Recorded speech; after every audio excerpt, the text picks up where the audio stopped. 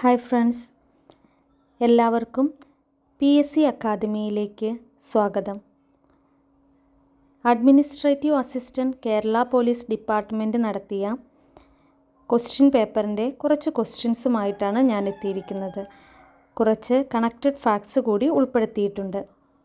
ഒന്നാമത്തെ ചോദ്യം: താഴെ പറയുന്നവയിൽ ഏതാണ് ജർമ്മൻ മിഷനറി ഹെർമൻ ഗുണ്ടർട്ടെ എഴുതിയ പുസ്തകം അല്ലാത്തത്?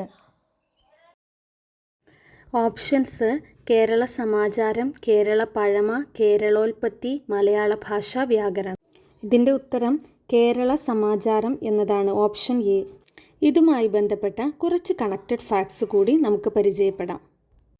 ഹെർമൻ ഗുണ്ടർട്ടിൻ്റെ പ്രധാനപ്പെട്ട വർക്കുകളാണ് കേരളോൽപ്പത്തി, പഴഞ്ചൊൽമാല, മലയാള ഭാഷാ വ്യാകരണം, പാദമാല, കേരള പഴമ, മലയാള രാജ്യം, പശ്ചിമോദയം, രാജ്യസമാചാരം. ഇതിൽ രാജ്യസമാചാരം എന്ന് പറയുന്നത് ന്യൂസ് പേപ്പറാണ്. 1847 ന്യൂസ് പേപ്പറാണ് Rajyasamacharam.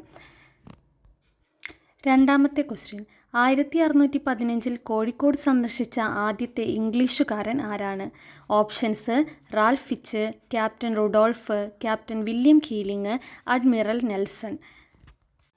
Answer option C, captain William Keeling. കേരളത്തിൽ ആദ്യമായി വന്ന ബ്രിട്ടീഷുകാരൻ എന്ന് വിശ്വസിക്കപ്പെടുന്നത് മാസ്റ്റർ റാൽഫ് ഫിച്ച് ആണ്. അദ്ദേഹം എത്തിയത് കൊച്ചിയിലാണ് 1583. ഇംഗ്ലീഷ് ഈസ്റ്റ് ഇന്ത്യ കമ്പനിയുടെ പ്രതിനിധിയായി എത്തി സാമൂതിരിയെ സന്ദർശിച്ച് വ്യാപാര ഉടമ്പടിയിൽ ഒപ്പുവെച്ച ബ്രിട്ടീഷുകാരൻ ക്യാപ്റ്റൻ കീലിംഗ് ആണ്. അടുത്ത ക്വസ്റ്റ്യൻ: സ്വാതന്ത്ര്യ സമരകാലത്ത് ലണ്ടനിലെ ഇന്ത്യൻ ഓഫീസിലെ ഉദ്യോഗസ്ഥനായിരുന്ന കേഴ്സൺ വില്ലിയുടെ ഇന്ത്യ വിരുദ്ധ പ്രവർത്തനങ്ങൾക്കെതിരായ പ്രതിഷേധമായി അദ്ദേഹത്തെ വധിച്ചത് ആരാണ്? ഓപ്ഷൻസ്: പ്രഫുല്ല ചാക്കി, ML ധിംഗ്ര, ഖുദ്ദിറാം ബോസ്, ശ്യാംജി കൃഷ്ണവർമ്മ. ഇതിൻ്റെ ആൻസർ ML ധിംഗ്ര. ഇതുമായി ബന്ധപ്പെട്ട കണക്റ്റഡ് ഫാക്ട്സ് ആണ് പറയാൻ പോകുന്നത്. ഖുദ്ദിറാം ബോസ് 1908 കിങ്സ്ഫോർഡിൻ്റെ വണ്ടിയിൽ ബോംബെറിഞ്ഞു. അദ്ദേഹത്തിൻ്റെ ബാരിസ്റ്റർ പ്രിങ്കിൾ കെന്നഡിയുടെ ഭാര്യയും മകളും കൊല്ലപ്പെട്ടിരുന്നു. ആ കേസുമായി ബന്ധപ്പെട്ട് ഖുദ്ദിറാം ബോസിനെ ബ്രിട്ടീഷുകാർ തൂക്കിലേറ്റി. ഖുദ്ദിറാം ബോസിൻ്റെ ഒപ്പമുണ്ടായിരുന്ന ആളായിരുന്നു പ്രഫുല്ല ചാക്കി. ഈ കേസുമായി ബന്ധപ്പെട്ട് പോലീസ് അറസ്റ്റ് ചെയ്യുന്നതിന് മുമ്പ് തന്നെ അദ്ദേഹം സൂയിസൈഡ് ചെയ്യുകയാണ് ഉണ്ടായത്. ML ധിംഗ്ര എന്നത് മദൻ ലാൽ ധിംഗ്ര എന്നാണ്. അദ്ദേഹം കേഴ്സൺ വില്ലിയുടെ കൊലപാതകത്തെ തുടർന്ന് അദ്ദേഹത്തെ ബ്രിട്ടീഷുകാർ തൂക്കിലേറ്റുകയാണ് ഉണ്ടായിരിക്കുന്നത്. അടുത്തത് ശ്യാംജി കൃഷ്ണവർമ്മ.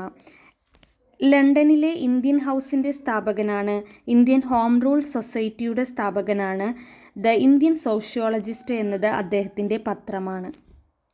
അടുത്ത ക്വസ്റ്റ്യൻ: 1688 മഹത്തായ വിപ്ലവകാലത്ത് ഇംഗ്ലണ്ടിലെ രാജാവ് ആരായിരുന്നു?